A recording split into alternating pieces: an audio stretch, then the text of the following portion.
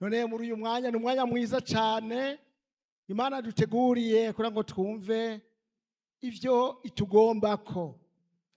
Rero turaye kaze w'Imana ateye iteka n'uyu mukozi w'Imana Manirakiza Nathanael, mwarimu Manirakiza Nathanael, adushikirize ivyo yavuganye n'Imana. Kaze.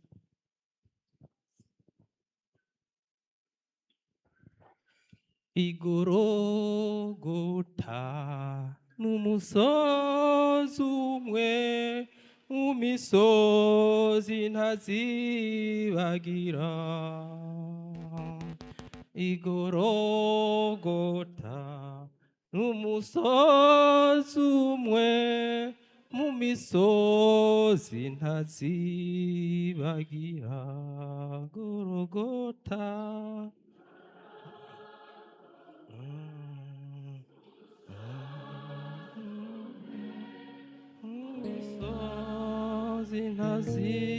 ntazibagira.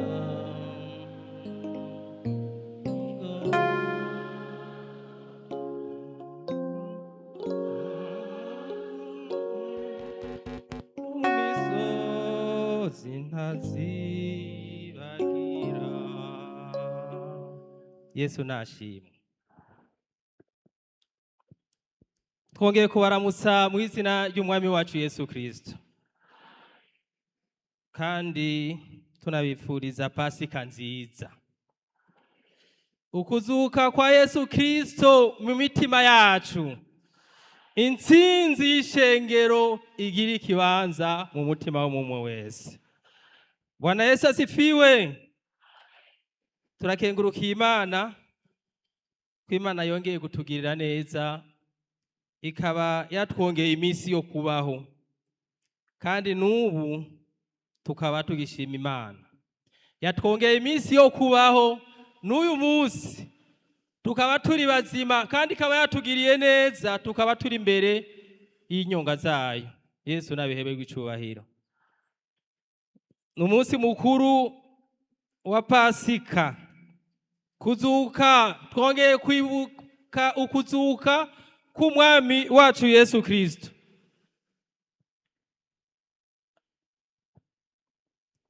Yesu nahabwa icubahiro. Twugurure Bibiliya zacu, tubanze dusome aha muri Matayo. Matayo, ubutumwa bwiza uko bwanditswe na Matayo 28. Kuri rimwe tugeze kuri kabiri.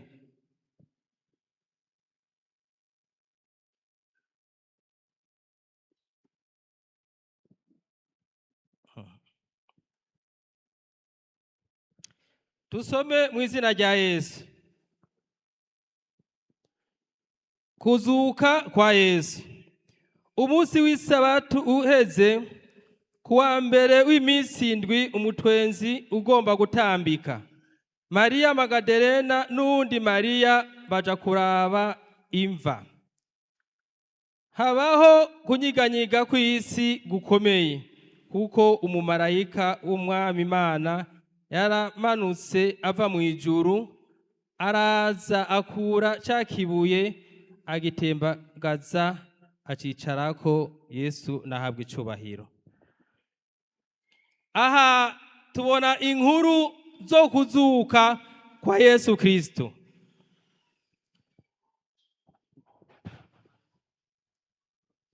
Ukuzuka kwa Yesu Kristo, tumaze iminsi twumva amajambo y'Imana. Iyi ndwi igira kabiri, kuko n'ayandwi irangiye twarayumvise, kandi ni muri iyi ndwi naho nyene tumaze iminsi twumva vy'urupfu rw'umwami wacu Yesu Kristo. Aha yarazutse nk'uko twumvise mu ndirimbo, ni muzima, ntakiri mumva ariko ni muzima. Yesu nashimwe. Yesu nashimwe. Ni muzima kuba mwemeye, ni muzima. Yesu yarazutse, ariho. Bwana Yesu asifiwe. aha turabona ukuzuka, tuvugana kuzuka gusa k'umwami wacu Yesu Kristo. Imbere y'uko azuka vyaravuzwe kandi birandikwa. Turabona amajambo y'Imana atubwira ivy'urupfu rwiwe, vyari vyaravuzwe kandi vyari vyaranditswe kandi birahishurwa ko Yesu azopfa. Ariko naho vyari vyaranditswe, turazi ikintu caza kimuzanye ngaha kw'isi. Twarumvise vyinshi tuca mu kirere. Ivyari vyamuzanye mw'isi kwari ukuza gucungura umwana w'umuntu. Ariko rero kugira ngo acungurwe, umwana w'umuntu acungurwe, nuko hari ivyo yategerezwa kugenda acamwo. Yesu nahabwe icubahiro. Bwana Yesu asifiwe. Nuko hari ivyo yategerezwa gucamwo ibibazo bitandukanye. We yaje nk'umwana w'Imana, ariko yari yambaye umubiri. Kandi ibibazo imibiri yacu igenda irakora, nawe nyene yarabiciyemwo kandi yaravyumvise, yarababajwe kugeza kuri wa musi atakamba kuko yari yabonye noneho biracitse atakambira se. Ariko rero kuko yari afise igikorwa cyo gushitsa ubugombe bw'Imana, nta cyari guhinduka. Kandi nawe aragaruka kuko yari yambaye ubushobozi, mwemu yari ari muri we, aje aravuga ivyo ugomba atari ivyo umuntu wenyene agomba. Kuko hari ivyifuzo vy'umwana w'umuntu agomba kugira ngo Imana igume imukorera cyangwa mugenzi we aguma amukorera. Atabikoze kikaba ikibazo, ariko akibagira kuko ijambo ry'Imana ritubwira yuko tutegereza guca aho Yesu yaciye. Ibibazo yagiye aragira, amageragezwa yagiye aracamwo, tutegerezwa kuyacamwo. Bwana Yesu atusaidie.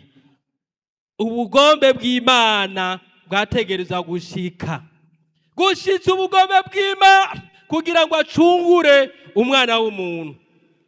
Yesu Kristo yapfuye kugira ngo aducungure muri vyose, ivyaha vyacu vyose atana kimwe gisigaye. Ivyaha uko biri vyose atana kimwe gisigaje, kandi yaje kugira ngo n'ibigabitanya vyacu vyose biveho. Kandi ikindi camuzanye nukugira n'ingeso zose, imigenzo y'abakera basogokuruza, hariho abantu baterekera bagira iki, ivyo vyose yaje kubikuraho. Bwana Yesu asifiwe. Gushitsa ubugombe bwa Data. Aha rero twavuze kuzuka kwa Yesu Kristo kuri wa musi. Twasomye ngo umunsi w'isabato uheze kuwa mbere w'imisi indwi, ni kuvuga kuva ku munsi wa gatanu ya saa 9, Yesu ku musaraba aracikana, arara mumva. Kuwa gatandatu aguma mumva, ariko yari afise igikorwa cyo kugenda abapfuye bizeye, abakuraho bari babohewe. Bwana Yesu asifiwe. Twavyumvise mu ndirimbo. Yesu anesheje, yaje kurondera ububasha hejuru, ni mu kuzima arajayo, abapfuye bizeye kugira ngo bapfe muri iyo minyororo ya wa mwasi Satani. Bwana Yesu asifiwe. Hanyuma umunsi ugira gatatu, ariyo ku munsi wa mbere nk'uko bavuga, nk'uko byanditswe muri Bibiliya, umutwenzi ugomba gutambika, Mariya Magadarena n'uwundi Mariya baja kuraba imva. Yesu yapfuye. Abakenyezi bafise impuhwe nyinshi kandi ni vyiza, ariko ibigabo twibere abatimbaye, naho ubabara haraho batanabimenya, ntibanabimenya. Ariko abakenyezi Imana ibagirire neza, bagenda rero ngo bagiye kuraba Yesu, ngo kumva ya Yesu bagiye batwaye, twabonye ibyo batweretse abana ngo ibimota neza bagende. Wewe ugenda kuraba Yesu yazutse, uri wumva uri kuragenda, ariko ibyo byose byatewe n'iki? No kwibagira. Kuko ijambo ry'Imana bari bababwiye yuko mu minsi 3 azoba ari muzima, ariko icyo gihe abantu bagizwe no kwibagira. Bwana Yesu adusaidie. Bagizwe no kwibagira.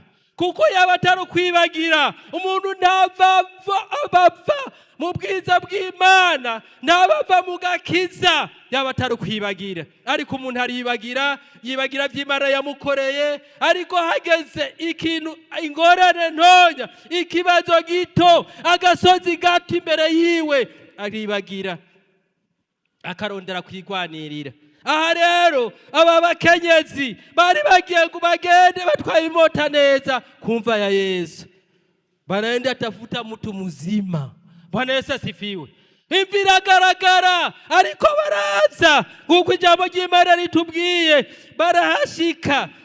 Habaho kunyiganyiza kw'isi gukomeye, kuko umumarayika w'Umwami Imana yaramanutse akuraho cya kibuye. Kunyiganyiga kw'isi, kuko ari umwana w'Imana afise ubushobozi.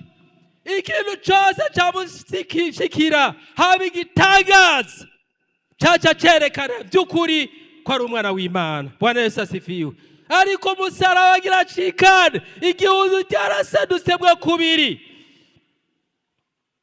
Umunsi ava mu mva, isi irajugumira kugira ngo habe itandukaniro ry'abandi ry'ibyagenda bikoreka ibyaba, kuko umwana w'Imana afise ubushobozi, isi yose yumve ko ari ikintu cyabaye. Bwana Yesu asifiwe. Kunyiganyiga, isi iranyiganyiga. Umwana w'Imana, marayika bayashize kuraho cya kibuye. Kunyiganyiga, umwana w'Imana arazutse. Haba ikintu kigaragaza ni ku musaraba. Murazi neza yuko abantu bavuga ngo uyu yaba ari umwana w'Imana, ntiyari gushikirwa n'ibyo byose. Yaba ari umwana w'Imana, ntiyari kwemera ko bamushyira ku musaraba. Yaba ari umwana w'Imana, ibyo ntiyari kwemera no ko bamucira kwa mata. Ariko hari icyo yaraze gushitsa. Bwana Yesu asifiwe. Yaraje gushitsa ubugombe bw'Imana. Naho biruko, kuko bajya bose bwari ubuntu buto, yari gushaka vunja bwose agakuraho. Ariko kuko yari kugikorwa, arahagarara kugira ngo ashitse icyo Imana yamutumye. Bwana Yesu asifiwe.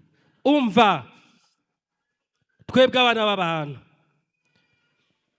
nk'uko Yesu yatubereye akarorero, naho dushoboye, naho hari ibyo dushoboye, ariko imbere yacu hari umusozi.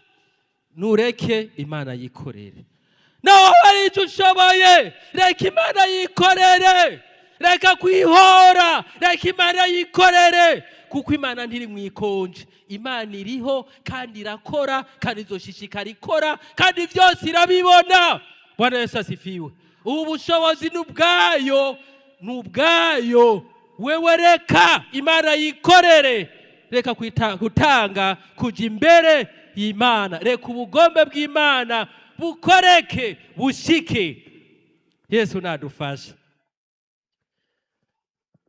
Kiranyiganyiga, isi iranyiganyiga. Umviriza, ijambo ry'Imana twararyakiriye, ijambo ry'Imana twararyumvise. Ubu turiko turibuka n'ikibutso cyo kwibuka Pasika, ukuntu Yesu yajya twitangira, ukuntu Yesu yajya kubitwa amererwa nabi, kugira ngo jewe nawe tucungugwe mu mutima wawe. Umviriza ubwo buremere icyo gikorwa umwana w'Imana yakoze. Umviriza, kubera wewe. None uyu munsi bimeze gute? Bimeze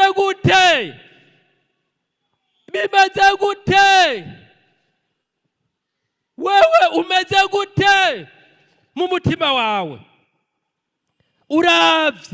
uravye amagorwa, uravye ibibazo umwana w'Imana yagize kubera twebwe, none bimeze gute? Wari warakiriye, none ubu bimeze gute? Waribagiye, warananiwe, none bimeze gute? Nigihe cyo kwibuka intsinzi. Abaririmbyi bariko bararirimba, abantu baryohewe, kandi ni byiza. Umuntu yigana intsinzi, ariko yigira intsinzi araryoherwa, ariko bimeze gute? Uca ugaruka ukaraba mu mutima, vy'ukuri Yesu yaranesheje, n'ubu ni muzima, yagiye kudutegurira ivyicaro. None mubo yatumye anesha, mubo yaje kurondera, naje ndimwo, none kuyagiye gutegura ivyicaro, jewe bimeze gute? Umviriza, urabe muri wewe ngene bimeze. Bwana Yesu atusaidie tunezerwe, ariko tutegura imitima yacu, kuko igihambaye muri byose naho turiko turibuka ni imitima yacu, ni imitima yacu, kuyaje kugira ngo ntidupfe rubi, kuyaje kuturondera. None igisigaye n'igiki? Ikibuze n'igiki? Umuntu acava hasi muriwe, mu mutima wiwe hari ico nataye, hari ico nataye. Naho yanyitangiye, nabonye umenga ni ivy'ubusa, kuko yanyitangiye ko naramaze kubivako. Umviriza, umutima wawe usubire unyiganyizwe. Bwana Yesu asifiwe. Unyiganyizwe, kumva harabaye, haranyiganze, umutima wawe unyigange. Navuga ko biri kose Imana yari yangiriye neza, yari yandondeye, none haragezeho naje nogera gusubira mu kibanza narimwo, kugira ngo mbandanye, sinsubire kumubabaza ubugira kabiri. Yesu nadufashe. Ubugira kabiri, gutembagaza ikibuye, gutembagaza ikibuye. Habaye kunyiganyiga, habaye kunyiganyiga, hacaza umumarayika atembagaza ca kibuye. Umviriza, umutima wawe nimba wari warakiriye, nimba unaba wari warakiriye, habaye ijambo ry'Imana, ijambo ry'Imana riranyiganza. Hari ibyo umuntu abika, ubu poshi no hose haruzuye, ino haruzuye, hose haruzuye, ariko ijambo ry'Imana riranyiganza, riranyiganza. Hari ibyaha by'ubusambanyi, hariho ibyaha by'ubusuma, hariho ibyaha byo guharika, hari ibyaha by'inzigo, ibyaha byaruzuye. Reka binyiganzwe kuri uyu munsi muri wewe, wongere kandi wumve kunyiganyijwe mu ijambo ry'Imana, kuko hari icyo utegerezwa gukora. Bwana Yesu asifiwe. Hanyuma wongere utembagaze, kuko gutembagaza ni ukubikuramwo, kuko ni wowe wihitiramwo. Bwana Yesu asifiwe. Imana yaraduhaye muhemu w'Imana, kandi muhemu w'Imana avugana natwe, naho tukomanaza imitima, muhemu w'Imana aravuga kandi avugana natwe. Twongere twumve yuko twokurayo, tutembagaze ibi byatwizingiyeko byose, dutembagaze. Ikibuye cyaratembagajwe kirahava, umwana w'Imana arapfa mumva, n'ubu ni muzima. Bwana Yesu asifiwe. Yaranesheje rupfu na kuzimu, ni muzima. Nawe ndakwifuriza kunesha mu izina rya Yesu. Yesu yaranesheje, yaranesheje, n'ubu ni muzima. Niwe yaje aratwitangira kugira ngo ntituzopfe rubi, ariko tuze turonke ubugingo budashira. Bwana Yesu adusaidie. Ubugira gatatu, ntakiri mumva kuko yapfuye, kuko yazutse, ntakiri mumva. Umviriza sorry, mu byahishuwe Yohana 3:1 tubaze duhasome.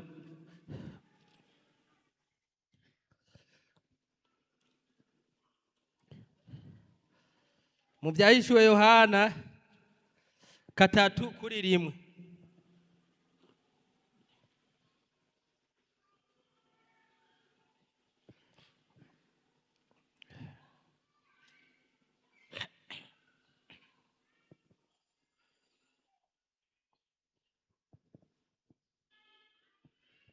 Dusome mu izina rya Yesu n'uyu murongo umuhonyene.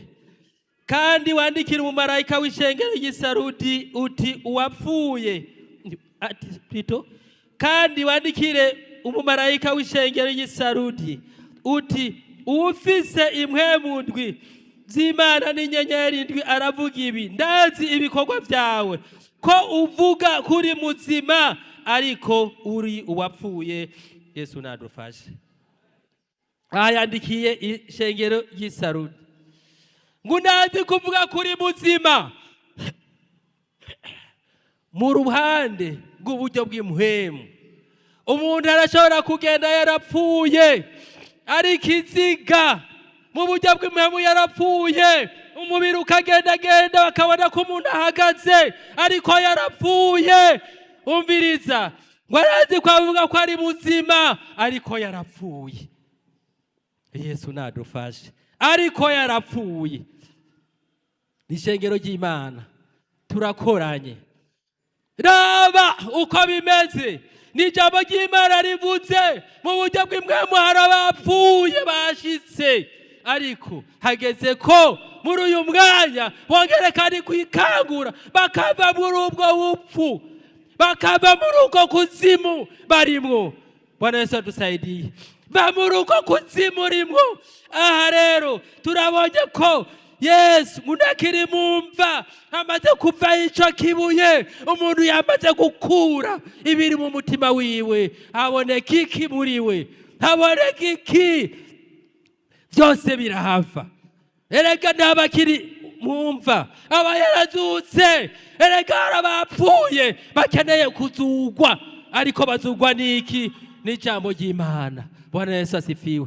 Zukuva muri uko kuzimu rimwo, vuka va muri uko kuzimu rimwo, ariko nta kindi gisabwa ni ugutunganya ubugingo bwawe, ukabifata bya bindi byose ukabinyigaza, bya bindi byose ukaca ubikura ukabizana, hanyuma bakagusengera, Imana ikakugirira imbabazi. Twibuka intsinzi, kandi ni muri iyo ntsinzi ni byiza yuko twoyibuka tugenda dutegura ubugingo bwacu. Munakiri mumva yarazutse. Erega nawe hari aho bazokurondera wamaze kuva muri iyo mva urimwo, ari ibyo byaha, kukuganirira abanyabyaha, ufise abagenzi b'abanyabyaha, wibereye mu byaha gusa. Vyaha wibereye mu vyaha, nta bindi urimo. Ariko niwabivamwo, erega uzobuzutse. Ijambo ry'Imana, uzobuzutse, numve mu bapfuye, numve mu bapfuye. Yesu arakumurikira. Bwana Yesu adusaidiye. Tuveyo, vayo. Erega bazokurondera, abagenzi bawe bazokurondera, baba maraya bazokurondera bakubure. Amwahora muhurira ari mu mahoteli, ngunaka ngo tutakimubona, ngo giti ko tutakimubona. Erega yarazutse, erega yarazutse. Hariho abazoza gutanga itangazo, ngunaka kuyahora bari ngaha, kuyahora bamuri ibi, none ko atakiboneka. Hazoza abandi. Erega yarakijijwe. Bwana Yesu asifiwe. Erega yarakijijwe. Vayo, vayo, vayo. Imana ikumurikire kugira ngo uve muri izo ngeso mbi, hanyuma Imana ikugirire neza. Yesu nahabwe icubahiro. Nakiri mumva, nakiri mu bapfuye, uyu munsi nuwamaze gupfa. Uyu munsi n'ubufise ibibazo, yanyoshwe n'ibibazo. Ni byiza uyu munsi nibaza kumurondera, haviraha aho bahora bateramira, bamurondere bamubure. Kuko naka tutamubona, ko masafuriya tutamubona, ko giti ataboneka, ko bibuye ataje. Abandi murabizi yazutse, yakijijwe. Nitukiri kumwe, zuka nawe, kizwa uve muri ibyo bintu byakunyoshe, vayo twigire mu ijuru. Bwana Yesu adusaidie. Yazutse ntakiri mu mva. Yesu ni muzima, umugabo w'abagabo, umwami w'abami, kandi umwizera ntazopfa rubi. Yazutse. Pasika, umunsi w'intsinzi, umunsi w'intsinzi. Twumvise abaririmbyi bavuga ngo ibendera ryaramanitswe rirahagaze. Yesu yazutse. None ko yazutse, ko afise ubushobozi, none wewe kugumira muri bya bindi, kugumira muri bya bindi, uzobijana he? Yesu natugire neza. Twarumvise ijambo ry'Imana iminsi iheze, bavuga ko ari urufunguruzo. Ururimi n'urufunguruzo.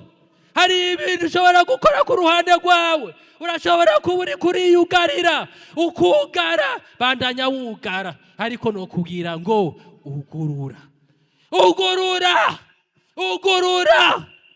Yesu natugire neza. Bwana Yesu asifiwe. Na kuzimu Satani yari yahigajije, ariko Imana, mwana w'Imana amaze gushikayo, byose birahera. Amina. Abera baraduga, baravayo. None wewe nka muntu, wewe nka buye, wewe nka shugwe, ni guki uguma muri ibyo? Yesu natugire neza. Aho twabonye muri Yohana 20:14. Turabe ubutumwa bwiza bwa Yohana.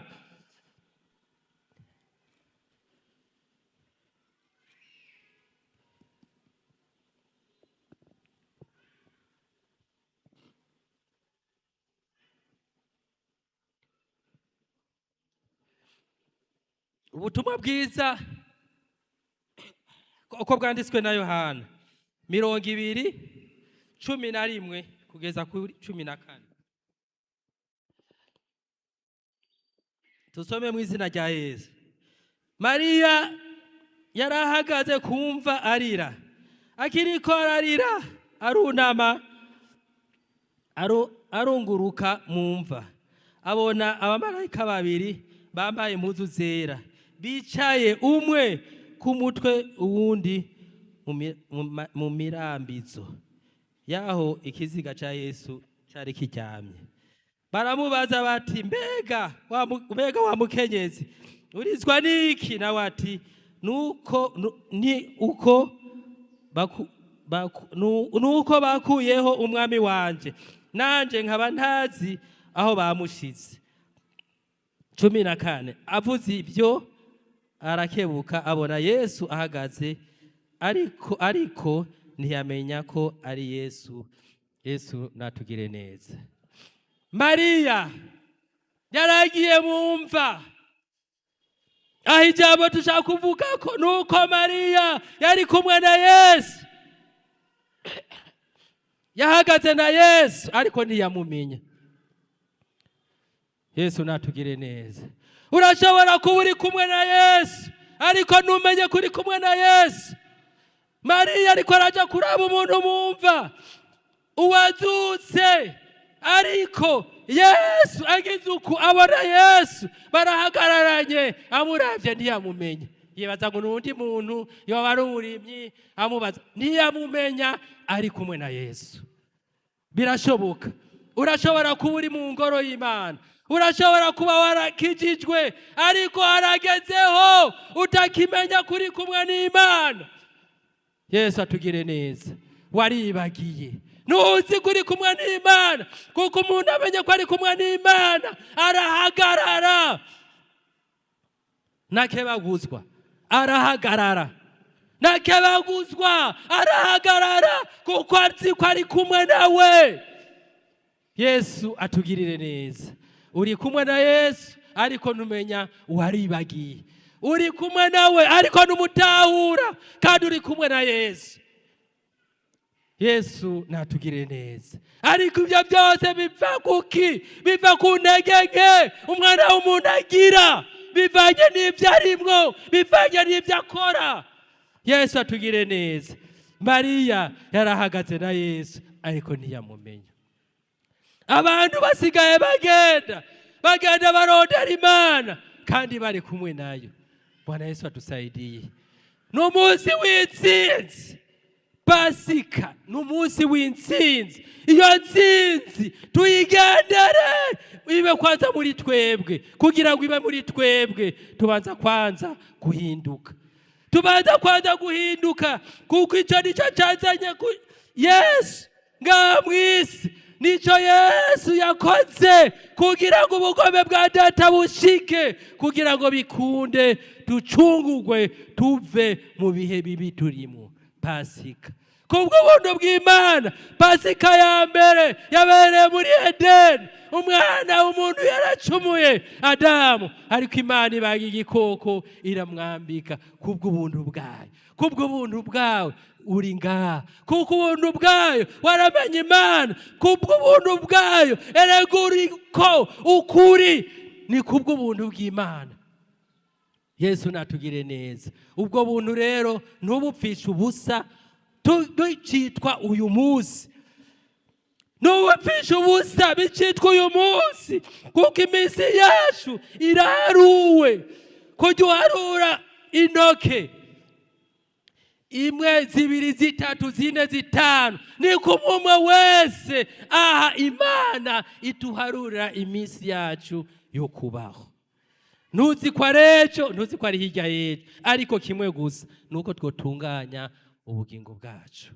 Tunganya ubugingo bwacu, kuko nico cyatuzanye. Ubugingo bwawe butunganye, nta kindi cyazanye Yesu, ni kugira ngo atweze muri ya maraso y'umwagazi wayo, atweze muri ya maraso yongera duhanagure, atweze hanyuma tugende dutunganye, nihagera tuze twigire mu ijuru. Yesu natugire neza. Twaremewe gukora ibyiza, twaremewe gukora ibyiza, ntitwaremewe gukora ibibi. Ntituri ntungwa, ntituri ingurube, ntituri imbata, twaremewe gukora ibyiza. Yesu natugire neza. Turabe Abanyefeso 2:10. Abanyefeso 2:10. Renova nyaruka hano. 2:10.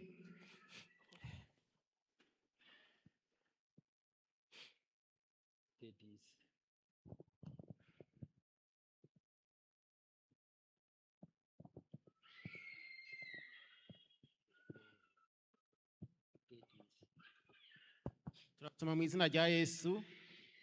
Abanyefeso 2 ku murongo w'10. Kuko turi biremwa vyayo, twaremewe muri Kristo Yesu ngo dukore ibikorwa vyiza ivy'Imana yateguye kera ngo tubigenderemwo. Amen. Ubutumwa bwiza uko bwanditse na Yohana. Ubutumwa bwiza uko bwanditse na Yohana 1:12. Yohana 1:12. Twaremewe gukora ivyiza, nta bibi twaremewe gukora. Ivyo bibi byazanywe n'ujya mwasi wacu Satani. Turasoma Yohana 1:12. Ariko abamwakiriye bose yabahaye ububasha bwo gucika abana b'Imana, nibo bizeye izina ryiwe, nibo batavyawe n'amaraso canke n'ukwifuza k'umubiri canke n'ukwifuza k'umugabo, ariko bavyawe n'Imana. Amen. Amina. Niyo jambo ry'Imana. Twaremewe gukora ibikorwa vyiza, nico twaremewe. Twashiriweho gukora ibikorwa vyiza, nta kindi twashiriweho. Kandi abamwakiriye bose bacise kuba abana b'Imana. Waramwakiriye, ego uri cyari muri we, ari cyafise ikibazo muri wewe. Ico ni kibazo utegereza kwibaza. Uyu munsi wa Pasika, umunsi w'intsinzi, habihinduka mu mutima wawe. Urashobora kuba byarakugoye, turakwaye kaze umwakire, ngo bamwakiriye bose bacitse kuba abana b'Imana. Ni bibiri. Niba waramwakiriye cyangwa ushobora kumwakira ukika umwana w'Imana ariko utashobora kumwakira ubu umwana wa Satani. Ni bibiri. Abamwakiriye bose bacitse kuba abana b'Imana. Ushaka kuba umwana w'Imana hariho baba warahengamiye, naho nyene urashobora kuza gusaba Imana imbabazi kugira ngo nawe uje mu gitigiri c'abana. Aho Yesu yashitse mu mutima haba amahoro. Aho Yesu ashitse mu mutima w'umwana w'umuntu haba umunezero, haratekana. Nta kibi kiyavugirwa, nta rwanko rubaho, ariko muri we habamwo amahoro. Niryo jambo ry'Imana. Yesu abahezagire. Kuzuka k'umwami wacu Yesu Kristo, intsinzi kw'ishengero. Turakwaye kaze wewe ushaka gucika umwana w'Imana. Urashobora kuba waragize ikibazo, urashobora kuba waragize ingorane. Turakwaye kaze nawe umwe tuje tusenga Imana, kuko mu ijuru ntibazogenda babiri bafatanye, n'umwe wese ku ruhande rwiwe.